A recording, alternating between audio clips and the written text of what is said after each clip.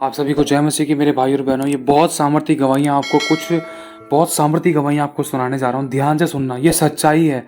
ये लोगों ने अपनी ज़िंदगी में अनुभव किया है और हमने भी अपनी ज़िंदगी में अनुभव किए हैं ऐसी गवाहियाँ।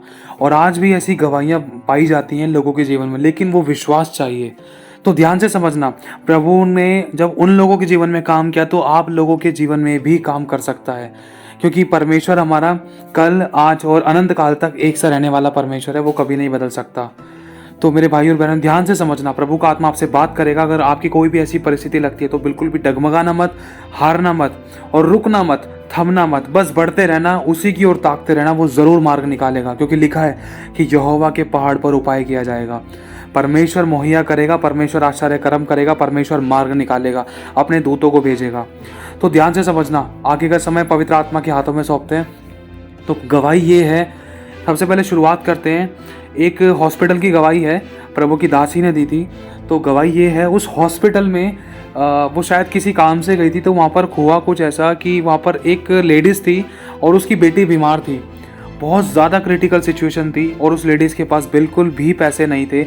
डॉक्टर ने बोल दिया था इसके लिए ऑपरेशन के लिए पैसे चाहिए, अगर ऑपरेशन नहीं होगा तो ये मर जाएगी, साफ बोल दिया था डॉक्टर ने। और डॉक्टर भी बहुत स्ट्रांगली वे ऑफ टॉकिंग था उनका, बहुत अलग तरीके से बात कर रहे थे। बिल्कुल भी तरस और दया की बातें नहीं थी कि थोड़ा बहुत उसका ऑपरेशन स्टार्ट करें, इतने में पैसों का इंतजाम हो जाएगा, जान से बढ़कर क्या है।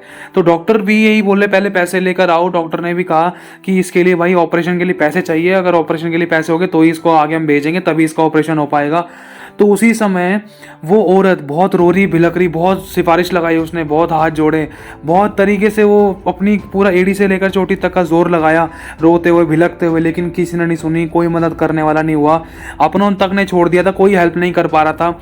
यहाँ तक कि बिल्कुल अकेली रह गई थी। उस समय वो बिल्कुल अकेली रह गई थी और वो उसकी बेटी थी, बेटी उस स्ट्रेचर पर लेटी हुई थी। तो बहुत क्रिटिकल सिचुएशन थी। वो औरत अब आंसू से रो रही थी, बहुत दुखी थी, बहुत परेशान थी। ऐसा लग रहा था अब तो कोई भी रास्ता नहीं है। तो अचानक प्रभु के आत्मा ने दासी से बात करी, प्रभु की दासी से बात करी। तो परमेश्वर की दासी उनके पास गई, ऐसी कुछ हुआ था। तो दासी उनके पास गई तो उनके लिए प्रार्थना की गई, वहाँ पर प्रार्थना की गई। उसके थोड़ी देर बाद ऐसा हुआ, उसकी मम्मी बाहर गई, उस लड़के की मम्मी बाहर गई, थोड़ा सा कुछ अब देखती कहीं और से हेल्प मिल जाए। तो अचानक ऐसा हुआ, एक लड़का आया जिसने कलरफुल शर्ट पहन रखी थी। एक लड़का आया जिसने रंग बिरंगी शर्ट पहन रखी थी। उसके हाथ में नोटों का बंडल था और आते के साथ ही उसने वो नोटों का बंडल उस औरत के हाथों में थमा दिया, जो बहुत देर से रो रही थी और पैसों का इंतजाम जिसके लिए नहीं हो पा रहा था, और जो डॉक्टरों के आगे गिड़गिड़ा रही थी, रो रही थी, लेकिन फिर भी कुछ फायदा नहीं हुआ था और उसकी बेटी की जान और खतरे में थी। उस औरत के हाथ में उस लड़के ने नोटों का बंडल थमा दिया और वो औरत से ये कहा कि जा आप जो करना है कर ले और ऑपरेशन कराना करा ले और ये ले पैसे और जा। फिर नॉर्मल हल्की फुल्की कुछ सिंपैथी और अच्छी भली बात हुई वहाँ पर। जैसे नोटों का बंडल उनको दिया तो वो औरत वापस हॉस्पिटल के अंदर आई, वो नोटों का बंडल लेते हुए।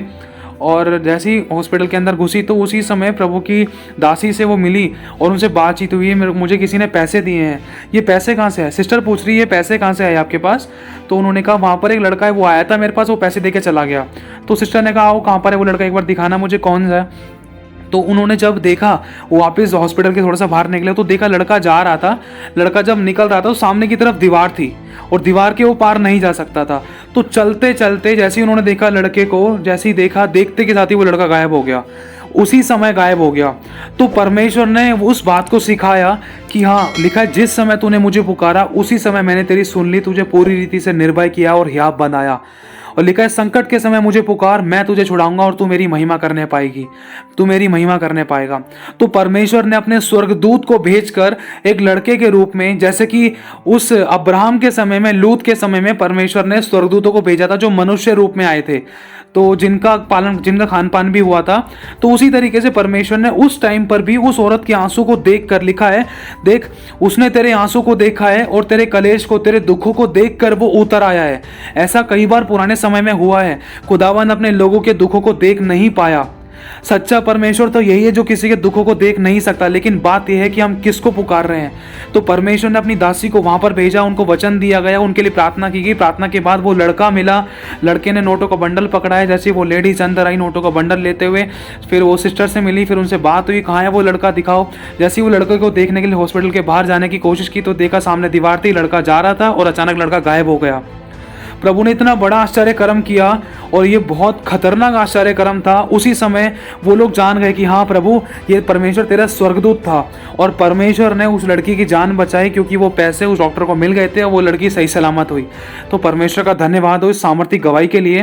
देखो, परमेश्वर कुछ भी कर सकता है। बात यह है कि हम किसको पुकार रहे हैं। बात यह है कि हमने कहीं उम्मीद छोड़ तो नहीं दी है, कहीं हम वापस मुड़ तो नहीं रहे हैं, कहीं हम गिरे पड़े तो नहीं रह गए, या हम आज भी बिलक बिलक कर परमेश्वर को पुकार रहे हैं। जैसे पतरस पानी के अंदर डूब रहा था, उसने अपने चेलों को नहीं बुलाया था, पतरस ने अपने शिष्यों को नहीं बुलाया था, पतरस ने अपने लोगों को नहीं बुलाया था, पतरस ने अपने मित्रों को नहीं बुलाया था जो उस नाव पर थे, 11 लोग, उनको नहीं बुलाया था। पतरस ने सिर्फ एक ही बात बोली, हे प्रभु मुझे बचा। इसी बात के कारण लिखा है यीशु मसीह आगे दौड़ा, आगे बढ़ा और उसी समय पतरस का हाथ थाम लिया। अब थामता कैसे है, थामा कैसे जाता है? थामने का मतलब है कि जैसे एक माँ अपने बच्चे को थामती है ना, उसी तरीके से यीशु ने पतरस को थाम लिया। तो मेरे भाई और बहनों, परमेश्वर ने उस बहन के जीवन में और उसकी बेटी के जीवन में बहुत बड़ा आश्चर्य कर्म किया। उसने परमेश्वर के लोगों को इस्तेमाल किया और वो आंसुओं की प्रार्थना को तुच्छ नहीं जानता। लिखा है टूटा और पिसा मन उसके ग्रहण योग्य बलिदान है। बहुत बड़ी गवाही है।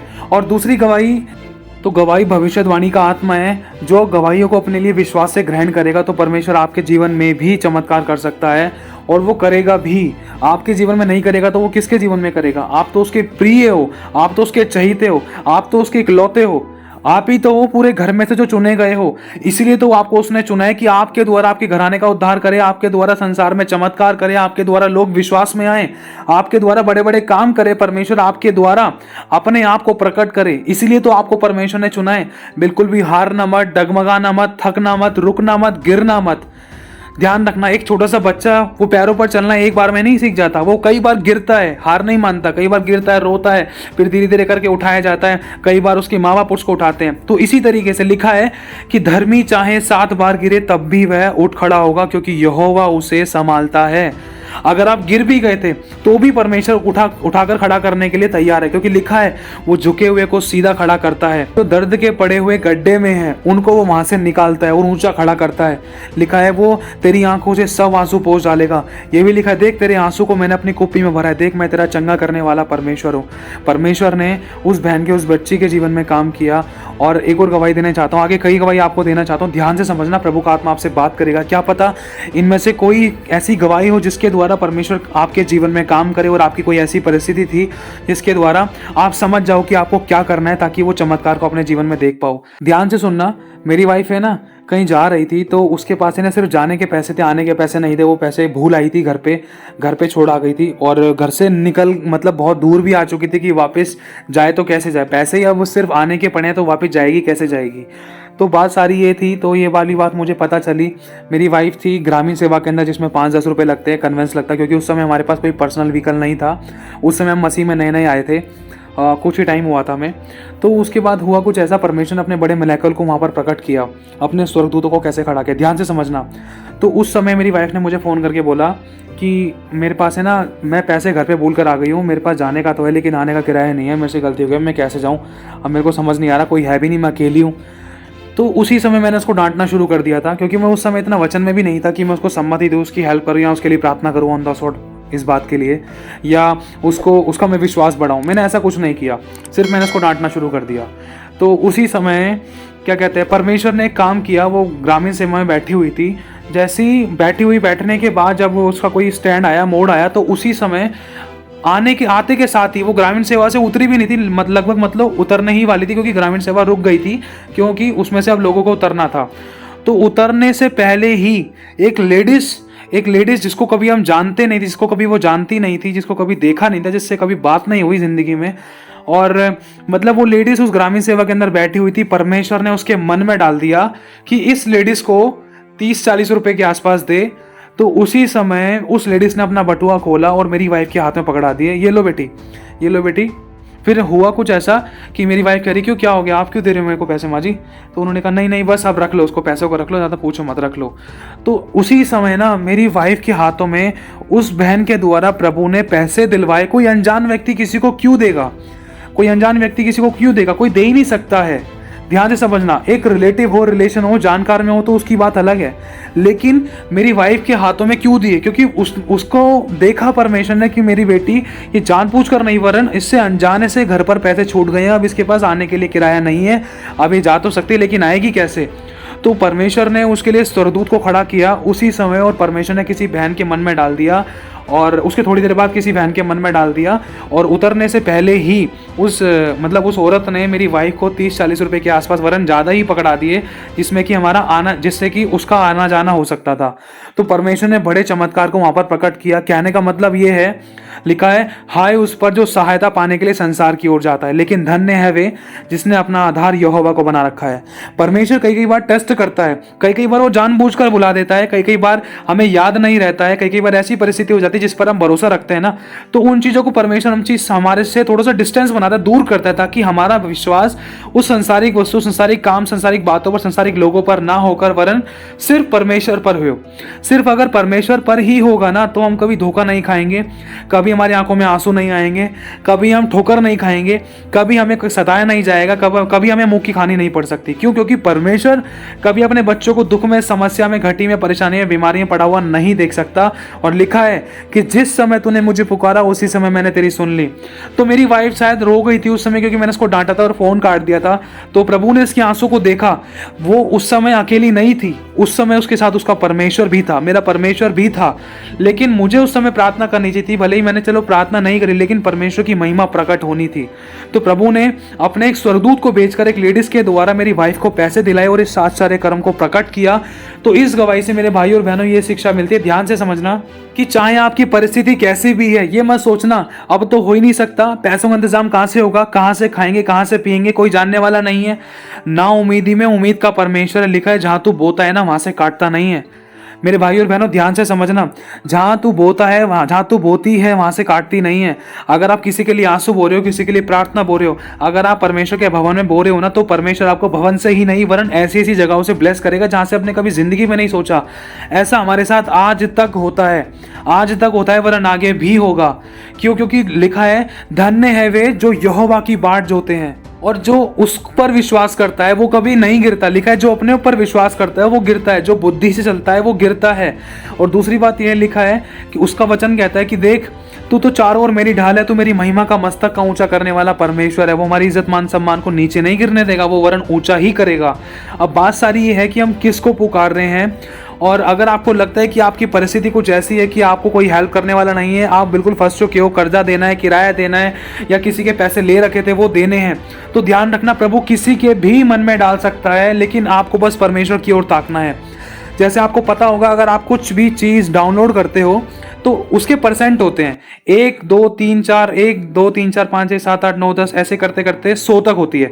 जैसी 100 हो जाती है ना, वैसी कंप्लीट हो जाती है। लेकिन कई बार ऐसा होता है परमेश्वर हमें 99 पर भी टेस्ट करता है, 99 पर भी टेस्ट करता है। चलो इसके तो 1 से लेकर 99 तक सारे काम हो गए, इसमें तो धन्यवाद ही रहा। लेकिन एक मिनट थोड़ा सा इसको स्टॉप करके देखता हूँ, थोड़ा सा रोक कर देखता हूँ, या थोड़ी इसकी पेमेंट रोक कर देखता हूँ, या थोड़ी इसकी आशीष रोक कर देखता हूँ कि क्या ये इस बार में भी मेरा धन्यवाद करेगा, या फिर दोष लगाएगा, या बुराई करेगा, या कुड़कुड़ाएगा, या चुप्पी लगाकर सहेगा, या शांत रहेगा, या दीनों नम्र बनेगा। चाहे कोई कितना भी सता रहा था, चाहे कोई कितना भी विरुद्ध हो गया था, लेकिन इसका देखता हूँ मैं, थोड़ी देर इसका काम को डिले करता हूँ या रोकता हूँ, या इसके बिजनेस को रोकता हूँ, या इसकी जॉब को थोड़ी देर मतलब मैं रोक देता हूँ या स्टॉप कर देता हूँ, देखता हूँ इसका बिहेव कैसा रहेगा।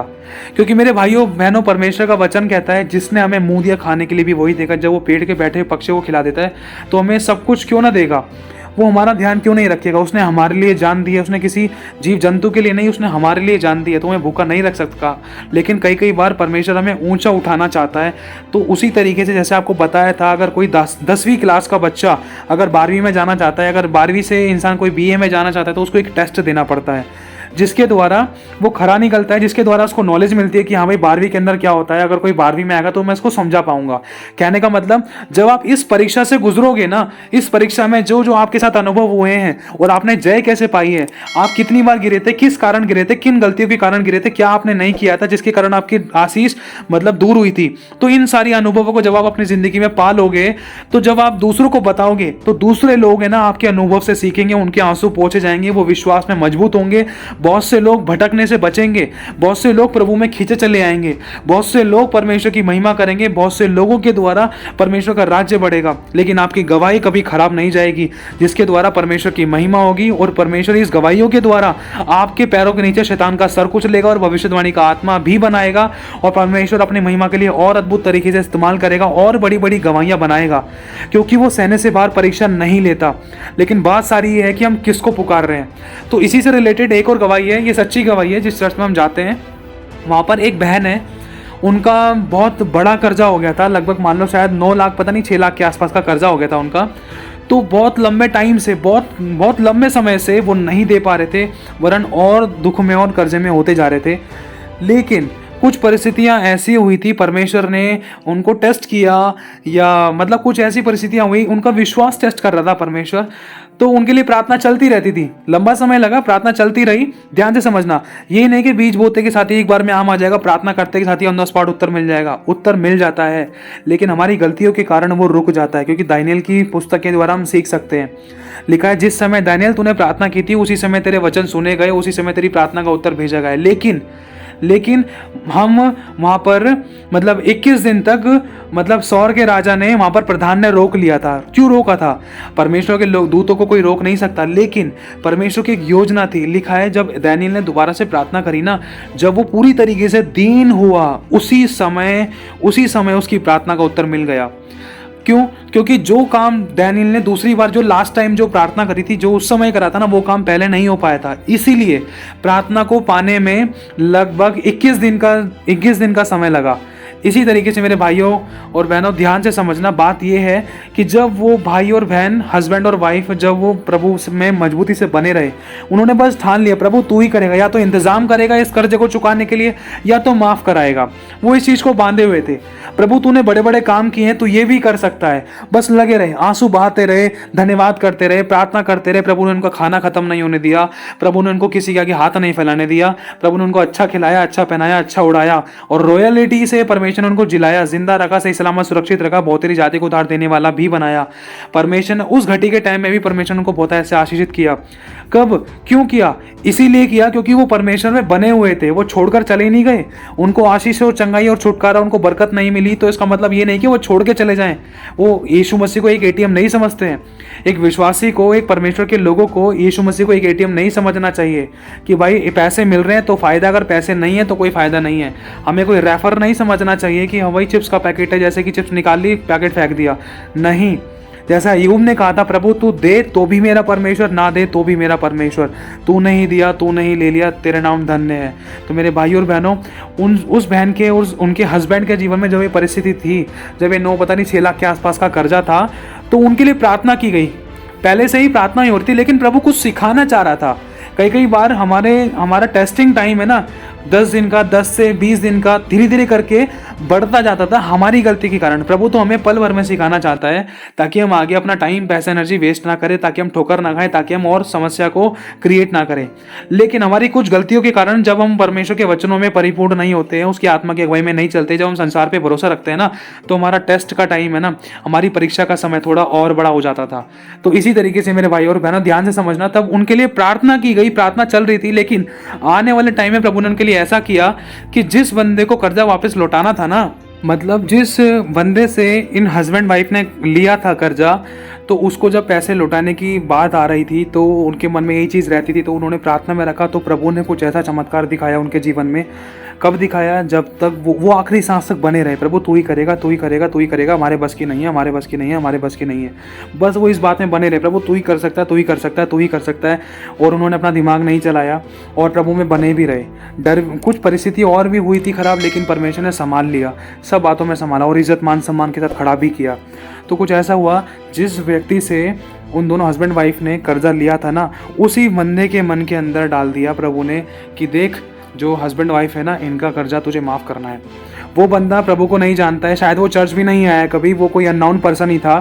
तो परमेश्वर ने उसके मन को इतना दीन और इतना नम्र कर दिया, उस बंदे ने बकायदा लिख कर दे दिया कि जो तुम्हारा कर्जा है वो माफ़ कर दिया है, वरन साइन भी कर दिए।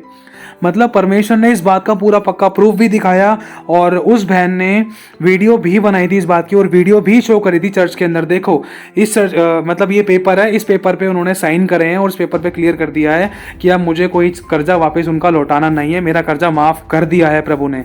तो मैं प्रभु का धन्यवाद करता हूँ। मेरे भाई और बहनों, ये बहुत गहरी बात है। प्रभु कुछ भी कर सकता है। अगर आपको लगता है कि आज किसी के ऊपर भी कोई कर्जा है या कोई लोन है, बस प्रभु को पकड़ के रखना, चाहे कितना भी समय लग रहा है, आज नहीं तो वो कल ना कल जरूर करेगा, जरूर करेगा, जरूर करेगा। लेकिन बात यह है कि हम किसको पुकार रहे हैं, मनुष्य की ओर ताक रहे हैं, संसार की ओर ताक रहे हैं। कई बार ऐसी ऐसी परिस्थितियां भी क्रिएट हो सकती थी कि भाई लेनी देनी पड़ जाए, या कुछ दुख या कुछ ऐसी विपरीत परिस्थितियां जिससे कि भाई आप कर्जा लुटाएं तो कैसे लुटाएं, तो घर पे आ रहे हैं तो दुख दे रहे हैं, तो बार बार फोन कर रहे हैं, तो चिल्ला रहे हैं। अगर ऐसा लग रहा है ना, बस प्रभु के हाथ में सौंप दो, घुटनों में आ जाओ, आंसुओं के साथ खुदावन के आगे प्रार्थना करो। खुदा रास्ता निकालेगा, आज नहीं तो कल जरूर निकालेगा। लेकिन ध्यान रखना, वो निकालेगा जरूर। वो हमें भले ही परखता है, टेस्ट करता है, भले ही कई बार हमारी गलतियों के कारण परीक्षा ज़्यादा बड़ी हो जाती है, लेकिन लिखा है कि वो सहने से बाहर परीक्षा नहीं लेता। और दूसरी तरफ यह भी लिखा है कि मनुष्य खुद अपनी अभिलाषाओं के कारण परीक्षा में फंसता है, और अभिलाषा गर्भवती होती है, फिर वो पाप को जनती है। मतलब आप कोई भी गलत कदम मत उठाना परीक्षा के चलते हुए, ना तो खुदा को छोड़ना, ना कोई गलत ऐप में जाना, ना कोई गलत कदम उठाना, ना कोई झूठ बोलना, ना कोई ऐसी बुरी बात बोलना जो परमेश्वर के वचन के विरुद्ध है। ऐसा कुछ भी मत करना। तो परमेश्वर ने उनका इतना बड़ा कर्जा माफ कराया। आज मतलब आज क्या, अभी कुछ टाइम पहले ही मैंने ऐसी ऐसी गवाहियाँ सुनी जिनको सुनकर मैं हैरान हो गया था। गवाही कुछ ऐसी थी, ये थोड़ी सी नेगेटिव थी, तो जिसमें क्या था कि ऐसी सी बातें सुनी थी, 2 रुपये के चक्कर में, 50 रुपये के चक्कर में ना इंसान ने एक दूसरे का कत्ल कर दिया, खून कर दिया, या मार दिया, या मार के काट कर डाल दिया, पेड़ पे टांग दिया, या काट के यूं ही फेंक दिया। 2 रुपये के पीने खाने के चक्कर में, गांजा नशे के चक्कर में, दारू के चक्कर में, 2 रुपये, 50 रुपये, 100 रुपये। तो इन चीज़ों के चक्कर में ही सोचो एक इंसान की जान ले ली गई थी।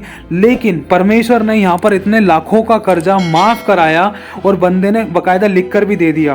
प्रभु ने इस बात का प्रूफ कराया, देख मैं जीवित हूँ, तूने मेरी ओर ताका ना, तू शर्मिंदा नहीं होगी, तूने मेरी ओर ताका ना, देख तेरा विश्वास नहीं टूटने दूंगा, तेरी आशा नहीं टूटने दूंगा। ध्यान रख, लेकिन बना रहे, बना रहे और बना रहे। और मेरे भाई और बहनों, एक और बहुत सामर्थ्य गवाही है, ध्यान से सुनना। ये भी एक बहन की गवाही है। एक बहन की डिलीवरी होनी थी, प्रेग्नेंट रही थी वो बहन, उसकी डिलीवरी होनी थी। तो कुछ ऐसी परिस्थितियां हुई, उसका ऑपरेशन बताया था, उसको ऑपरेशन बताया था, और बहुत क्रिटिकल सिचुएशन थी, और उसको दर्द भी नहीं छिड़ रहे थे, हो रहे थे तो हल्के हल्के हो रहे थे, बाकी फिर बाद में बंद हो रहे थे। लेकिन उसको डॉक्टर ने डायरेक्टली बोल दिया था अब तो ऑपरेशन होगा, क्योंकि लड़की को दर्द नहीं छिड़ रहे हैं। तो उस लड़की को मतलब अंदर स्ट्रक्चर पे लेकर गए, ऑपरेशन थिएटर में रख दिया। तो वो लड़की बहुत रो रही थी, चिल्ला रही थी कि प्रभु, मतलब उसको वो वाले दर्द नहीं हो रहे थे, लेबर पेन नहीं हो रहे थे, इसीलिए डॉक्टर ने कहा था इसका ऑपरेशन होगा। तो फिर वो लड़की प्रार्थना करने लगी, प्रभु मुझे बचा, प्रभु मेरा भरोसा तुझ पर है। तो मेरे भाई और बहनों, उस समय उस लड़की ने प्रभु को पुकारा, तो प्रभु ने एक परिस्थिति क्रिएट करी, उसी समय परिस्थिति क्रिएट करी। जैसे आपको बताया ना अभी कि अगर 99% जब आपकी डाउनलोडिंग क्लियर हो गई है, तो उस 1% तक भी, जब तक 100 नहीं हो जाती तब तक भी आपको विश्वास रखना है, जब तक वो चमत्कार आप अपने जीवन में ना देख लो। अगर 99 से ही अगर आपने उम्मीद तोड़ दी तो उस लड़की का ऑपरेशन हो सकता था। ध्यान से समझना, अगर वो लड़की उस मतलब स्ट्रक्चर पर, अगर ऑपरेशन थिएटर में उस बेड पर अगर अपनी उम्मीद तोड़ देती, अगर अपना विश्वास तोड़ देती, अगर वो ये सोचती अब तो हो ही नहीं सकता, अब कैसे होगा, होना तो पहले हो जाता, अब तो ऑपरेशन सही होगा, अब तो साइन करने के द्वारा ही होगा काम, अब तो मेरे को पैसे देने के बाद ही होगा काम, अब तो उसको बुलाने से ही होगा काम, अब तो हो ही नहीं सकता। जब हमारे मन में ऐसी ऐसी बातें हो जाती है ना, तो उसी समय हमारा विश्वास खत्म हो जाता है। ध्यान से समझना। लेकिन उस लड़की का विश्वास बहुत मजबूत रहा, वो रो रही थी और वो बस यही प्रार्थना करी थी, प्रभु मुझे नॉर्मल डिलीवरी चाहिए, मुझे कोई ऑपरेशन नहीं होगा, मेरा कोई ऑपरेशन नहीं होगा, सब कुछ नॉर्मल और सेफ रहेगा, वो भी पेनलेस रहेगा, और प्रभु कोई प्रॉब्लम नहीं होगी। तो उसी समय प्रभु ने एक चमत्कार को प्रकट किया, वहाँ पर जो लेडीज़ डॉक्टर वगैरह थी, तो उनका वहाँ पर कॉल आया, तो उनको बुलाया गया। वो कॉल अटेंड करने के लिए बाहर चले गए उस रूम से। तो उस रूम के अंदर है ना, ऑपरेशन थिएटर में सिर्फ वो एक लड़की ही रह गई थी जिसके पेट में बच्चा था, जो उस स्ट्रक्चर पर लेटी हुई थी। और बस वो रो रो कर प्रभु से प्रार्थना ही कर रही थी, प्रभु मुझे नॉर्मल डिलीवरी चाहिए, नॉर्मल डिलीवरी चाहिए। बस उसने प्रभु की बाँह पकड़ ली थी कि हाँ प्रभु, बस तू ही करेगा, तू कर सकता है, जो मनुष्य से नहीं हो सकता वो परमेश्वर से हो सकता है। उसने बड़े बड़े तो उसने वचन को क्लेम करना शुरू किया, वायदे याद किए, उसने प्रार्थना करना शुरू की, आंसुओं से प्रार्थना करना शुरू की कि प्रभु मेरा कोई ऑपरेशन नहीं होगा।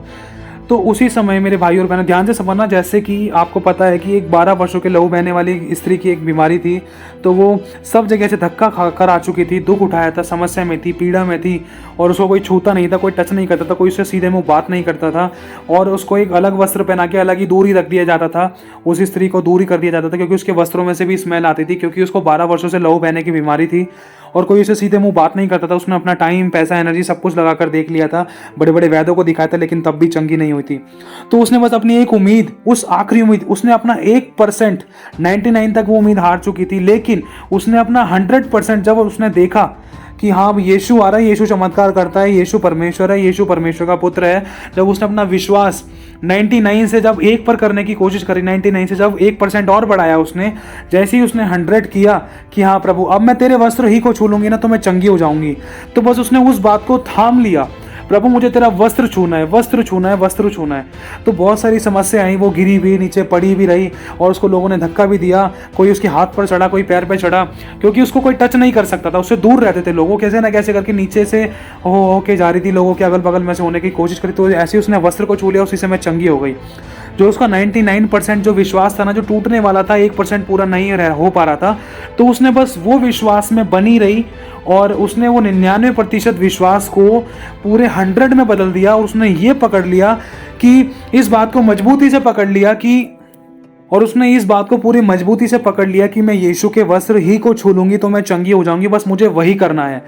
तो उसी तरीके से ना इस बहन ने भी यीशु मसीह की बिल्कुल बाह पकड़ ली थी, प्रभु तू ही करेगा, तू ही करेगा, तो तू ही करेगा, डॉक्टर से नहीं हो सकता, क्योंकि लिखा है मेरे भाई और बहनों कि यहोवा पर भरोसा रखना मनुष्य पर भरोसा रखने से उत्तम है, यहोवा की शरण लेनी प्रधानों पर भरोसा रखने से उत्तम है। प्रधान मतलब डॉक्टर या साइंटिस्ट या इंजीनियर्स या प्रधान या मुख्यमंत्री, ये सारे प्रधान हैं जो अथॉरिटी में पर्सन होते हैं। तो इसी तरीके से वो लड़की स्ट्रक्चर पे लेटी बहुत ज़ोरों से चिल्ला रही थी, रो रही थी, क्योंकि उसको लेबर पेन वगैरह नहीं हो रहे थे। तो अचानक प्रभु ने उस बहन की दुहाई को सुना, तो प्रभु ने उसके आंसू को देखा, प्रभु ने उसके जीवन में काम करना शुरू किया। तो उसी समय ना उसके उस रूम में, ऑपरेशन थिएटर वाले रूम में वो अकेली थी, तो उस समय एक डॉक्टर आया चलकर। तो डॉक्टर ने बोला क्या हुआ, फिर उससे उस लड़की से बोला कि एक लंबी सांस लो। तो उस लड़की ने जैसी लंबी सांस ली ना, जैसे ही उसने लंबी सांस ली अपने अंदर, और उसी समय उसके अंदर शांति समा गई, और परमेश्वर के हाथ में उसके जीवन में ऑन द स्पॉट काम किया, और उसको लेबर पेन चिड़े और उसकी नॉर्मल डिलीवरी हो गई।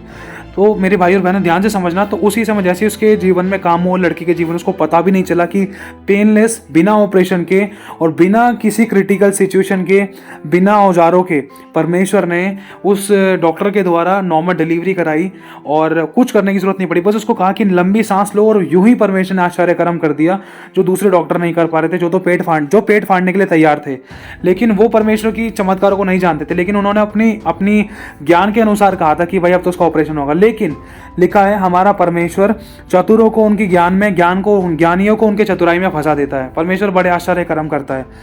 तो हुआ क्या कि जैसे ही उस लड़की ने लंबी सांस ली तो उसके जीवन में चमत्कार हुआ, उसने शांति को महसूस किया, अपने जीवन में आश्चर्य कर्म को देखा। तो उसके 5 मिनट के अंदर अंदर वो डॉक्टर आया और चला गया। फिर उसके बाद फीमेल डॉक्टर जो थी वहाँ की हॉस्पिटल की, वो फीमेल डॉक्टर जल्दी से अंदर आई, देखा अरे इनके तो लेबर पेन स्टार्ट हो गए और ये बच्चा होने को आया। तो उसी समय बच्चा हुआ। तो उसी समय परमेश्वर ने उनके जीवन में काम किया। तो फिर वो लड़की कह रही, वहाँ लेडीज़ डॉक्टर कह रही है अरे आपके लेबर पेन कैसे छिड़ गए, मतलब ये इतना सब कुछ ऐसे कैसे हो गया।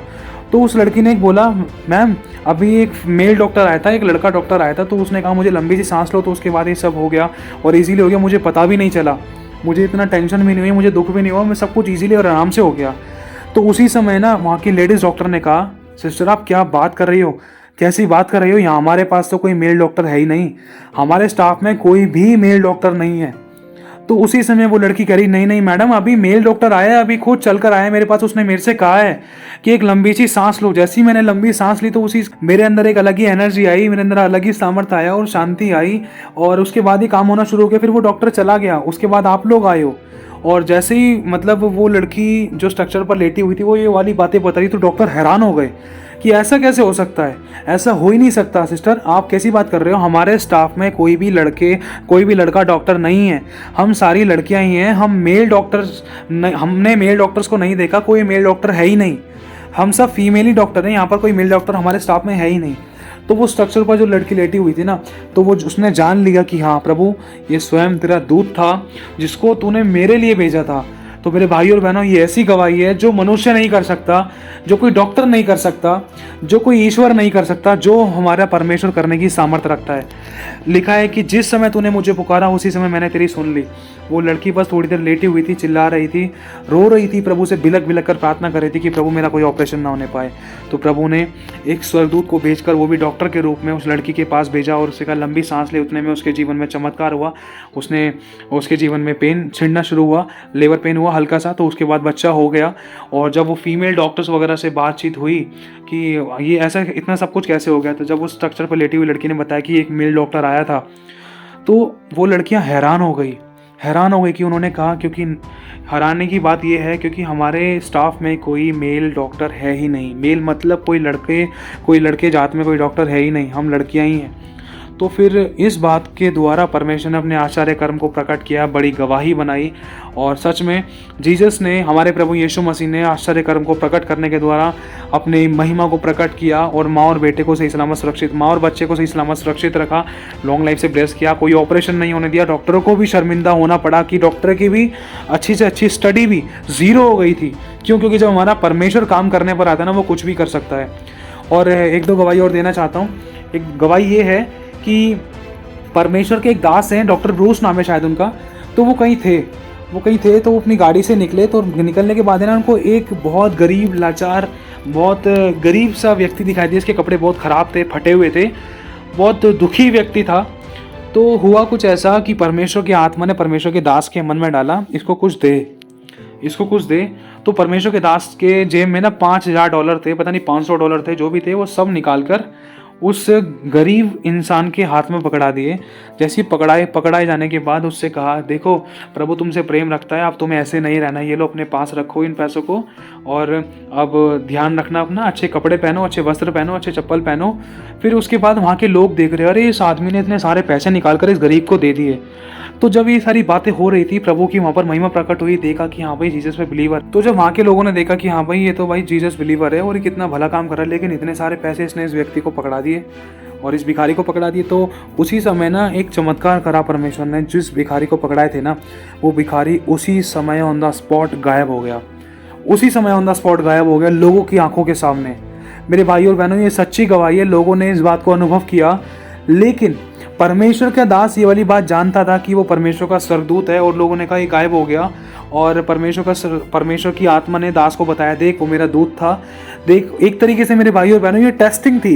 कई बार परमेश्वर परखता है हमारे सामने ऐसे लोगों को भेजकर कि क्या हम उसको परमेश्वर का वचन सुना रहे हैं, या उसको रोटी दे रहे हैं, या उसको पानी पिला रहे हैं, या उसको खिला रहे हैं। ये नहीं कि पैसा देकर उसको गलत काम में लगवा देना, या पैसा देकर उसको उसके ऐशो आराम पूरे करवाना, पैसा देकर उसको नशे पत्ते के लिए हेल्प कर देना। नहीं, प्रभु चाहता है कि हम उसके वचन को सुना रहे हैं। तो प्रभु ने उसी समय एक टेस्ट किया, क्योंकि लिखा है कि मैं नंगा था, भूखा था, प्यासा था, क्या तुमने मेरी सुधि ली? क्या तुम मेरे पास मिलने के लिए आए? तो मेरे भाई और बहनों, प्रभु ने बड़े बड़े चमत्कार किए, और भी बहुत सारी गवाहियां हैं। अगर आपसे शेयर की जाए तो समय लग सकता है। तो बस इतना कहना चाहता हूँ मेरे भाई और बहनों, बिल्कुल भी मत डगमगाना। प्रभु कभी भी किसी भी समय कुछ भी कर सकता है। प्रभु ने योना नबी को मछली के पेट में डाल दिया था, और वहाँ पर भी 3 दिन तक जीवित रखा था। जिंदगी में आज तक भी ऐसा चमत्कार नहीं पाया जाता समुद्र के अंदर कि कोई व्यक्ति 3 दिन तक समुद्र के अंदर मछली के पेट में जीवित रहे। तो मेरे भाई और बहनों, ये बहुत बड़ी बड़ी गवाहियाँ हैं, और परमेश्वर ने उनको जीवित रखा। जीवित रखने के बाद उनको नीनवे शहर में भेजा। और मेरे भाई और बहनों, बस इन बातों से ये प्रकट होता है हमारा परमेश्वर सब कुछ करने की सामर्थ्य रखता है। बस बात ये है कि हम किसको पुकार रहे हैं।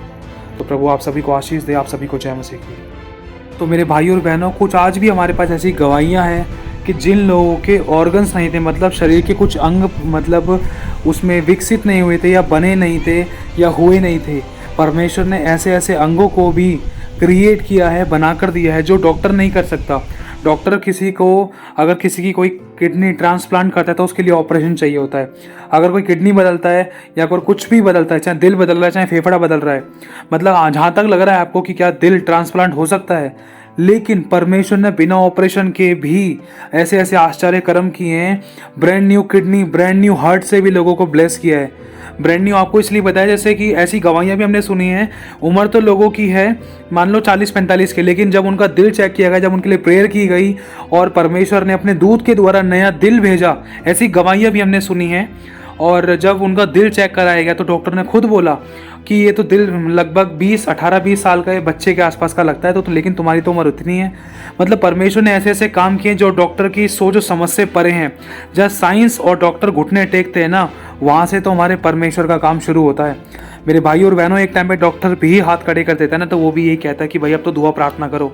अगर वो पैसा लेता भी, चाहे लाखों मांग रहा है चाहे करोड़ों मांग रहा है, तब भी वो ज़िंदगी की गारंटी नहीं दे सकता। वो लिखवा लेता है कि देख लो हम अपनी तरफ से कोशिश करेंगे, लिख लो इतना पैसा चाहिए होगा, इतना कर सकते तो ठीक है, नहीं कर सकते तो जाओ, अगर कर सकते हो तो भी मैं गारंटी नहीं दे रहा, अपने साइन कर दो। अगर ऑपरेशन करते हुए सक्सेसफुल हो गया तो तुम्हारा फ़ायदा, नहीं हुआ तो हम कह नहीं सकते। तो इसी तरीके से, क्योंकि मेरी मम्मी के टाइम पर भी ऐसे लिखवाया था डॉक्टर ने, जब मेरी मम्मी हॉस्पिटल में एडमिट थी। क्योंकि परमेश्वर ने ऐसे अनुभव दिलाए हैं मेरे भाइयों और बहनों, जो मनुष्य नहीं कर सकता वो परमेश्वर कर सकता है। क्योंकि लिखा है उसका वचन हर एक दो धारी तलवार से भी ज्यादा चौका है, जो गांठ गांठ गूदे गूदे को आर पार छेद कर, हड्डी हड्डी मांस मांस को आर पार छेद कर अलग करके जांचता है और चंगा करता है। परमेश्वर का वचन आग है और हथौड़ा भी, जो मनुष्य नहीं कर सकता, जहाँ डॉक्टर नहीं जा सकता वो परमेश्वर कर सकता है। डॉक्टर किसी का दिमाग नहीं बदल सकता है, डॉक्टर किसी का दिल नहीं बदल सकता। बाई चांस चलो बदल भी दिया तो लेकिन उसके लिए भी ऑपरेशंस की जरूरत होती है, चीरा फाड़ी की जरूरत होती है। लेकिन हमारा परमेश्वर बिना ऑपरेशन के भी ब्रांड न्यू ऑर्गन्स बनाने की सामर्थ्य रखता है। किसी का यूट्रस नहीं था, किसी का यूट्रस रिमूव हो चुका था या यूट्रस नहीं था, तो उनको यूट्रस बना कर दिया परमेश्वर ने। मतलब बड़े बड़े काम किए हैं मेरे भाई और बहनों परमेश्वर ने, वो कुछ भी कर सकता है। तो इसीलिए बात सारी ये है कि हमें उसी की ओर ताकना है, क्योंकि लिखा है वो क्रिएटर है। हमें क्रिएशन के पीछे नहीं जाना, हमें संरचना के पीछे नहीं जाना, हमें रचना के पीछे नहीं जाना, हमें सृष्टि के पीछे नहीं जाना, सृष्टि की पूजा नहीं करनी है। हमें सृष्टिकर्ता के पास जाना है, उस पर विश्वास करना है। ध्यान से समझना, हमें उस पर विश्वास करना है, सृष्टि पर विश्वास नहीं करना है। जो हाथों की बनाई हुई वस्तुएं हैं उन पर विश्वास नहीं करना है, हमें उसके बनाने वाले, हमारे बनाने वाले, संसार के रचने वाले परमेश्वर प्रभु यीशु मसीह पर विश्वास करना है। मेरे भाई और बहनों, लिखा है जिसने पृथ्वी को बनाया और उसको सृजा और उसको स्थिर किया, उसको बनाने वाला सेनाओं का यहोवा है, जिसका नाम परमेश्वर है, जिसका नाम यहोवा है। तो मेरे भाई और बहनों, इन बातों से पता चलता है कि वो कुछ भी कर सकता है, क्योंकि लिखा है सर्वशक्तिमान का सांस आपके और मेरे अंदर फूंका गया है। उसने अपने हाथों से आपको और मुझे रचा है, उसने हमारी जरूरत की सभी वस्तुएं बनाई हैं, उसने हमें बुद्धि दी है, ज्ञान दी है और समझ दिया है कि हमें कैसे कैसे करना है।